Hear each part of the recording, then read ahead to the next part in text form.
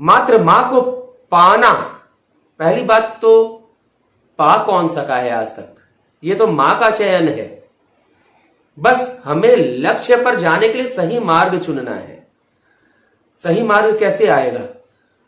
मन में वो तड़प होनी चाहिए, अबोध बालक वाला निष्कपट हृदय होना चाहिए।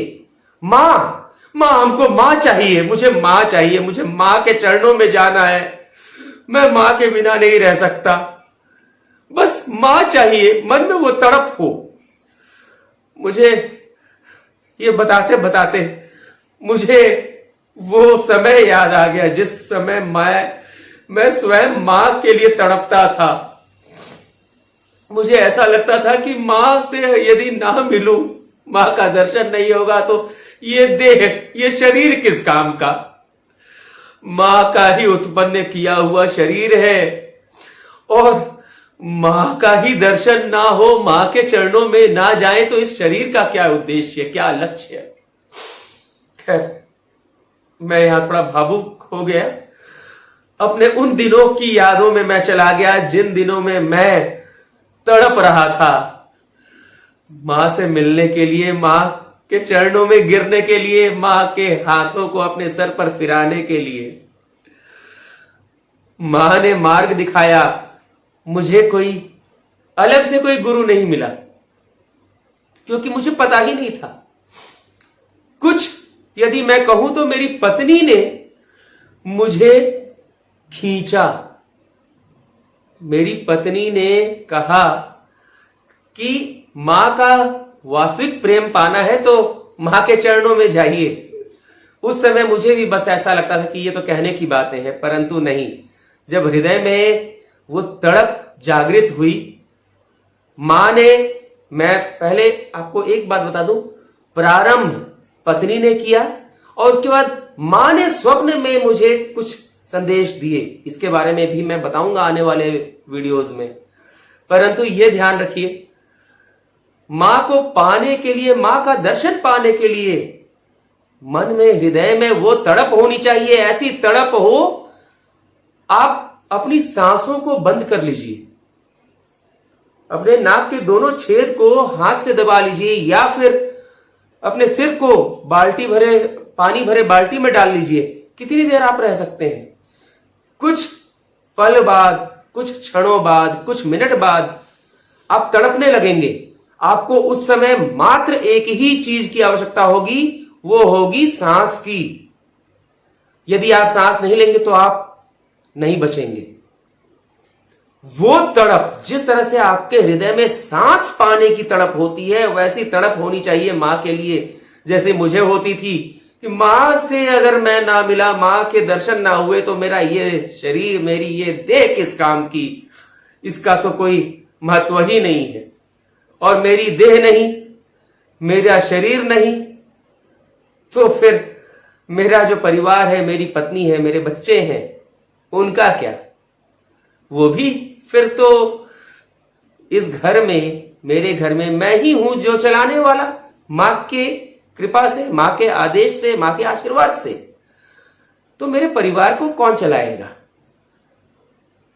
वो तड़प, वो इच्छा मां ने मेरे अंदर जगाई और आज तो मुझे लगता ही नहीं है कि मैं कहीं भी जाता हूं, मैं गाड़ी में जा रहा हूं, मोटरसाइकिल पर जा रहा हूं, कार में जा रहा हूं, कहीं भी जा रहा हूं, मुझे तो हमेशा यही लगता है कि मां मेरे साथ है। हमेशा आभास होता है गाड़ी में, जैसे कोई आकर बैठता है, उठता है, वो आभास होता है।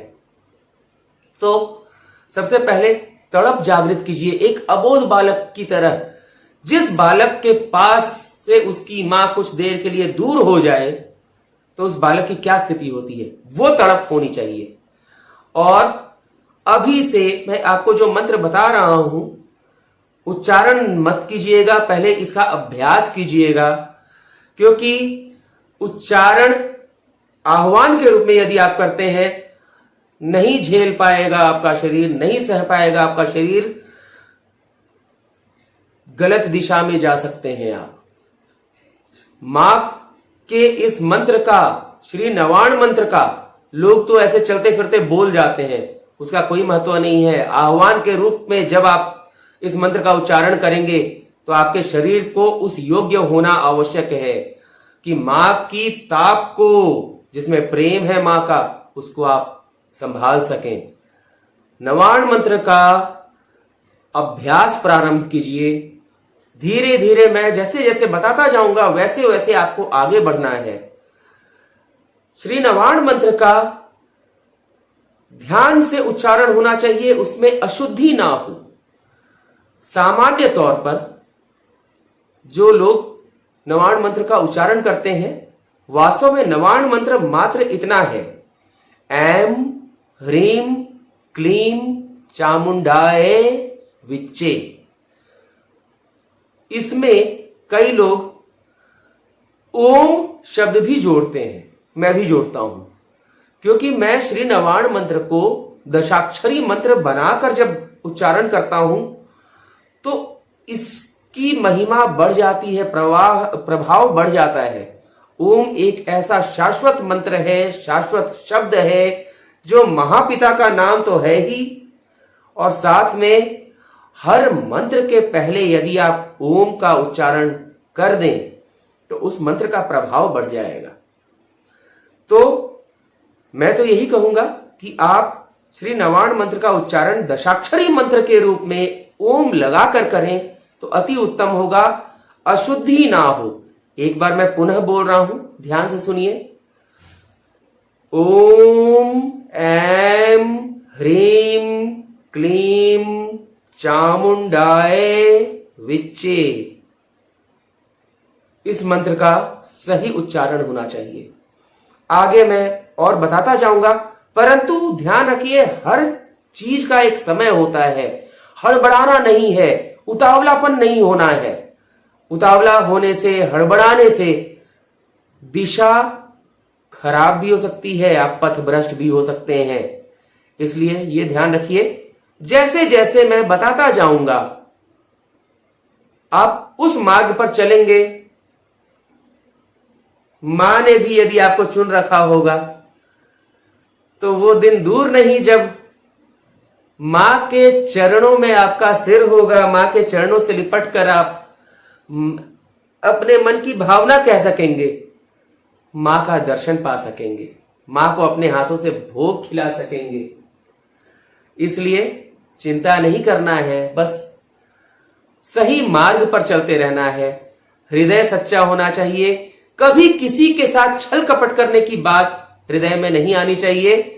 कभी यह नहीं सोचना है कि मां की कृपा पा लेंगे तो हम ऐसा कर देंगे, हम वैसा कर देंगे, उससे ऊंचा हो जाएंगे, उसको नीचे दबा देंगे, ऐसा नहीं सोचना है।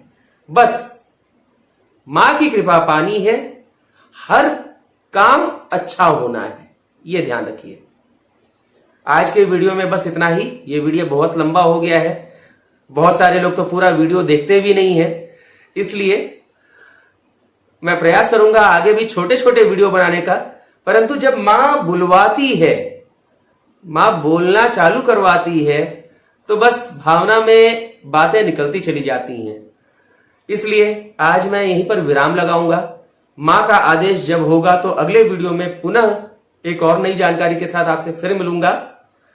बने रहिए हमारे चैनल पर, और यदि आपने सब्सक्राइब नहीं किया है चैनल को तो ऐसी जानकारियां आपको कैसे मिलेंगी। यदि आपको ऐसी जानकारियां चाहिए, मां के द्वारा बताई गई जानकारी आपको अच्छी लगती है, मां का दर्शन पाने के लिए आप मार्ग पाना चाहते हैं, तो मैं तो सुझाव दूंगा कि आप चैनल को सब्सक्राइब कर लें, ताकि जो भी वीडियो मैं अपलोड करूं वो आपको तत्काल प्राप्त हो जाए। जल्दी ही मिलता हूं। जय मां काली।